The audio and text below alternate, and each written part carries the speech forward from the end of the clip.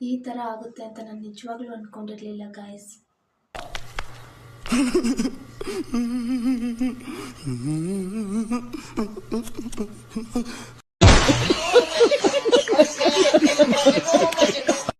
Subscribe ಮಾಡಿಬಿಟ್ಟು ಪಕ್ಕದಲ್ಲಿರೋ ಗಂಟೆನ ಹೊಡೀರಿ.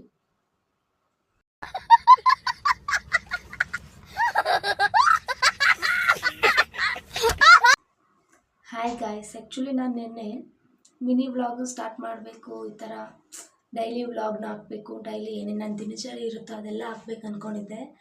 ಆಮೇಲೆ ಸಡನ್ನಾಗಿ ನನ್ನ ಮೈಂಡ್ ಚೇಂಜ್ ಆಯಿತು. ಏನೋ ಮಾಡಬೇಕು ಅಂದ್ಕೊಂಡವಳು ಏನೋ ಮಾಡೋಕ್ಕೆ ಸ್ಟಾರ್ಟ್ ಮಾಡಿದೆ. ಅಂದರೆ ನಿನ್ನೆ ಮಿನಿ ವ್ಲಾಗ್ ಮಾಡಬೇಕು ಅಂದ್ಕೊಂಡವಳು, ಆ್ಯಕ್ಚುಲಿ ಇನ್ಮೇಲೆ ಅವತ್ತು ನೆನ್ನೆ ನೈಟು ಇನ್ಮೇಲೆ ಒಂಥರ ಮೋಟಿವೇಶನ್ ಸ್ಪೀಚು, ಸ್ಟೋರೀಸು ಈ ಥರ ಹೇಳೋಣ, ಆವಾಗ ಚೆನ್ನಾಗಿರುತ್ತಲ್ಲ ಅಂತ ನಾನು ಅಂದ್ಕೊಂಡೆ. ಆಮೇಲೆ ಮೈಂಡ್ ಡಿಸೈಡ್ ಆಗಿ ಇವತ್ತು ಆ್ಯಕ್ಚುಲಿ ನಾನು ಡೈಲಿ ವಿಡಿಯೋ ತೊಗೊತಿದ್ನು ವ್ಲಾಗ್ ಮಾಡೋದಕ್ಕೆ ಅಂತ ಹೇಳ್ಬಿಟ್ಟು ಇವತ್ತು ವಿಡಿಯೋಸೇ ತೊಗೊಂಡಿಲ್ಲ. ಅದಕ್ಕೆ ಇವಾಗ ಒಂದು ಚಿಕ್ಕದೊಂದು ಸ್ಟೋರಿ ಹೇಳ್ತೀನಿ ಗೈಸ್. ಇದನ್ನೇ ಕಂಟಿನ್ಯೂ ಮಾಡಬೇಕು ಅಂದ್ಕೊತಿದ್ದೀನಿ. ಇವತ್ತಿಂದ ಒಂದು ಚಿಕ್ಕ ಸ್ಟೋರಿ ಹೇಳೋಕ್ಕೆ ಸ್ಟಾರ್ಟ್ ಮಾಡ್ತೀನಿ. ನೀವು ನನಗೆ ತುಂಬ ಸಪೋರ್ಟ್ ಮಾಡಬೇಕು.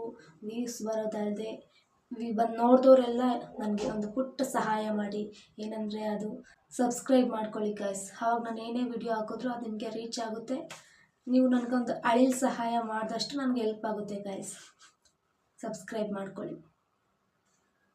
ಈ ಸ್ಟೋರಿ ಏನಪ್ಪ ಅಂದರೆ, ಒಂದು ಪುಟ್ಟ ಊರಲ್ಲಿ ಪುಟ್ಟದೊಂದು ಕುಟುಂಬ. ಅದು ಕುಟುಂಬದಲ್ಲಿ ತಂದೆ ತಾಯಿ ಮತ್ತು 5 ಜನ ಮಕ್ಕಳಿರ್ತಾರೆ.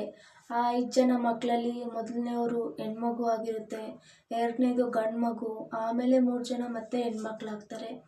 ಆ ಕುಟುಂಬದಲ್ಲಿ ತುಂಬ ಬಡತನ ಇರುತ್ತೆ. ಒಂದು ಟೈಮ್ಗೆ ಊಟ ಮಾಡಿದ್ರೆ ನೆಕ್ಸ್ಟ್ ಟೈಮ್ಗೆ ಊಟ ಇರಲ್ಲ. ಈ ಕೆಲಸ ಇಲ್ಲ, ಕಾರ್ಯ ಇಲ್ಲ. ಆಗ 1900 ಆ ಬ್ಯಾಚವರು, 2000 ಅವರಲ್ಲ, 1900 ಬ್ಯಾಚವರು. ಆವಾಗ ಊಟಕ್ಕೂ ಸ್ವಲ್ಪ ಪ್ರಾಬ್ಲಮ್ಸು ತುಂಬ. ಬೇರೆ ಈ ಕುಟುಂಬದಲ್ಲೂ ಹಂಗೆ, ಒಂದು ಟೈಮ್ ಊಟ ಇದ್ದರೆ ಒಂದು ಟೈಮ್ ಊಟ ಇಲ್ಲ, ಕರೆಕ್ಟಾಗಿ ಕೆಲಸ ಇಲ್ಲ, ಎಜುಕೇಷನ್ ಇಲ್ಲ, ಈ ಥರ ಬೆಳೆದವರು.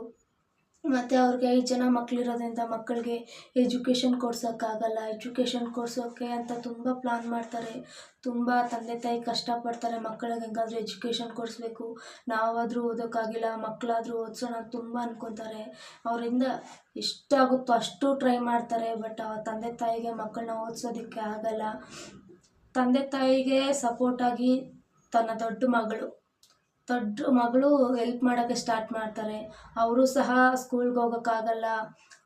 ಒಳಗಡೆ ಆಸೆ ಇದ್ದರೂ ಸಹ ಅಂಗನವಾಡಿ ಸಹ ಮಗಳು ಹೋಗೋಕ್ಕಾಗಲ್ಲ.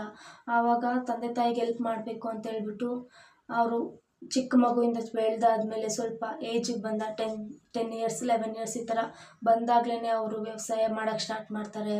ಕೂಲಿ ಕೆಲಸಕ್ಕೆ ಹೋಗೋಕ್ಕೆ ಸ್ಟಾರ್ಟ್ ಮಾಡ್ತಾರೆ. ಹೊಲದಲ್ಲಿ ಕೆಲಸ ಮಾಡೋದು, ಈ ಥರ ಮಾಡಿ ತಂದಿದ್ದ ದುಡ್ಡಲ್ಲೇ ಅವರು ಊಟ ಮಾಡೋದು, ಮನೆ ಎಲ್ಲ ಖರ್ಚುಗಳೆಲ್ಲ ನೋಡ್ಕೊಂಡು ಮಾಡ್ತಾಯಿರ್ತಾರೆ. ಆಮೇಲೆ ಇನ್ನು ಸ್ವಲ್ಪ ಬೆಳೆದಾದ್ಮೇಲೆ ಈ ನಾಟಕ, ಹರಿಕತೆ, ಭಜನೆ ಈ ಥರ ಎಲ್ಲ ದೇವಸ್ಥಾನಗಳಲ್ಲಿ ಭಜನೆ ಮಾಡೋದು, ಈ ಥರ ಕಾರ್ಯನ ಅವರು ಸ್ಟಾರ್ಟ್ ಮಾಡ್ಕೊತಾರೆ. ಹೇಗಾದರೂ ಮಾಡಿ ಕುಟುಂಬ ನಿಭಾಯಿಸಬೇಕು ಅಂತ. ಅವರು ದೊಡ್ಡ ಮಗಳು ತುಂಬ ಸೆನ್ಸಿಟಿವ್ ಇರ್ತಾರೆ. ಏನಾರಾದರೂ ಅಂದರೆ ಹಂಗೆ ಆಟೋಮೆಟಿಕ್ಕಾಗಿ ಅಳೋದು, ನೋವು ಮಾಡ್ಕೊಳೋದು, ಈ ಥರ ತುಂಬ ಸೆನ್ಸಿಟಿವ್. ಮನೆಯಲ್ಲಿ ದೊಡ್ಡ ಮಕ್ಕಳಂದ್ರೇ ತುಂಬ ಸೆನ್ಸಿಟಿವ್ ಇರ್ತಾರೆ. ಅವರೆಲ್ಲದಕ್ಕೂ ಅಕ್ಸೆಪ್ಟ್ ಮಾಡ್ಕೊಂಡ್ಬಿಡ್ತಾರೆ. ಜಾಸ್ತಿ ರೈಸ್ ಆಗಲ್ಲ, ನಂಗೆ ಅದೇ ಬೇಕು ಇದೇ ಬೇಕು ಅಂತ ವಾದ ಮಾಡಲ್ಲ. ದೊಡ್ಡ ಮಕ್ಕಳು ಹಂಗೆ, ಅವ್ರು ಇರೋದ್ರಲ್ಲೇ ಅಡ್ಜಸ್ಟ್ ಮಾಡ್ಕೊಂಡ್ಬಿಡ್ತಾರೆ.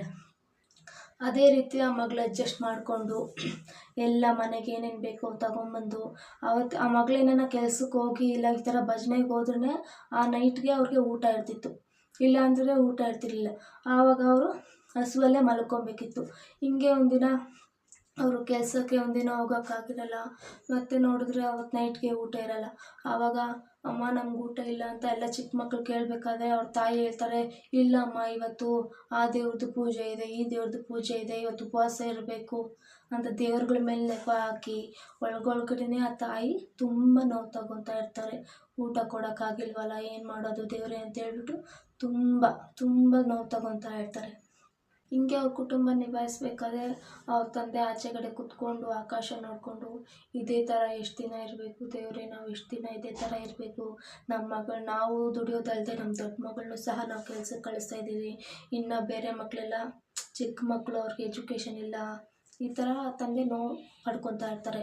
ಆವಾಗ ಅವ್ರ ಅಪ್ಪ ಹೇಳ್ತಾರೆ, ಅವ್ರ ಮಗಳು ಹೋಗ್ಬಿಟ್ಟು ಅವ್ರ ಅಪ್ಪಂಗೆ ಹೇಳ್ತಾರೆ, ಡ್ಯಾಡಿ ಅಪ್ಪ ನಾವು ಹೆಂಗಾದರೂ ಮಾಡಿ ನಾವು ಚೆನ್ನಾಗಾಗೋಣ, ನಮ್ಗೆ ಇದೇ ಥರ ಬಡತನ ಇರಲ್ಲ, ನಾವೆಲ್ಲ ಒಟ್ಟಾಗಿ ನಿಲ್ಲೋಣ ಅಂತ ಆ ದೊಡ್ಡ ಮಗಳು ಅವ್ರ ತಂದೆಗೆ ತಾಯಿಗೆ ಧೈರ್ಯ ತುಂಬ್ತಾರೆ. ಆ ಧೈರ್ಯದ ಮೇಲೆ ಸಹ ಅವ್ರ ತಂದೆ ತಾಯಿ ಇನ್ನೂ ಸ್ವಲ್ಪ ಧೈರ್ಯ ತಗೊಂಡು ಕುಟುಂಬನ ನಿಭಾಯಿಸೋ ಆ ಒಂದು ಧೈರ್ಯದಿಂದ ಅವ್ರ ಜೀವನ ನಡೆಸ್ತಾ ಇರ್ತಾರೆ. ಆ ದೊಡ್ಡ ಮಗಳಿಗೆ ನಾವು ನಾರಾಯಣಮ್ಮ ಅಂತ ಹೆಸರಿಡೋಣ ಗೈಸ್, ಓಕೆನಾ ಗೈಸ್. ಆ್ಯಕ್ಚುಲಿ ನಾವು ಆ ದೊಡ್ಡ ಮಗಳು ಇರ್ತಾರಲ್ವ, ಆ ಕಷ್ಟಪಟ್ಟ ಆ ದೊಡ್ಡ ಮಗಳಿಗೆ ನಾರಾಯಣಮ್ಮ ಅಂತ ಹೆಸರಿಡೋಣ. ಆ್ಯಕ್ಚುಲಿ ಇದೊಂದು ರಿಯಲ್ ಸ್ಟೋರಿ ಆಗಿದೆ. ಸೊ ನೋಡಿದವರೆಲ್ಲ ಸಬ್ಸ್ಕ್ರೈಬ್ ಆಗಿ ಪ್ಲೀಸ್, ಥ್ಯಾಂಕ್ ಯು. ಈ ಸ್ಟೋರಿ ಇಲ್ಲಿಗೆ ಫಿನಿಶ್ ಆಗಿಲ್ಲ, ನೆಕ್ಸ್ಟ್ ಪಾರ್ಟಲ್ಲಿ ಕಂಟಿನ್ಯೂ ಮಾಡ್ತೀನಿ. ನೀವು ಅದಕ್ಕೆ ತಾಳ್ಮೆಯಿಂದ ನನಗೋಸ್ಕರ ಕಾಯ್ತಾ ಇರಿ. ಮತ್ತೆ ಸಿಗುವ, ಬಾಯ್ ಗಾಯ್ಸ್. ನಿಮಗೆ ಈ ವಿಡಿಯೋ ಏನಾದರೂ ಇಷ್ಟ ಆಗಿದ್ದರೆ ಪ್ಲೀಸ್ ಸಬ್ಸ್ಕ್ರೈಬ್ ಆಗಿ, ಲೈಕ್ ಮಾಡಿ, ಶೇರ್ ಮಾಡಿ, ಹಾಗೆ ನಿಮಗೆ ನೆಕ್ಸ್ಟ್ ಯಾವ ಥರ ವಿಡಿಯೋ ಬೇಕು ಅಂತ ಹೇಳ್ಬಿಟ್ಟು ಕಮೆಂಟ್ ಮಾಡಿ ಗಾಯ್ಸ್. Thank you, bye.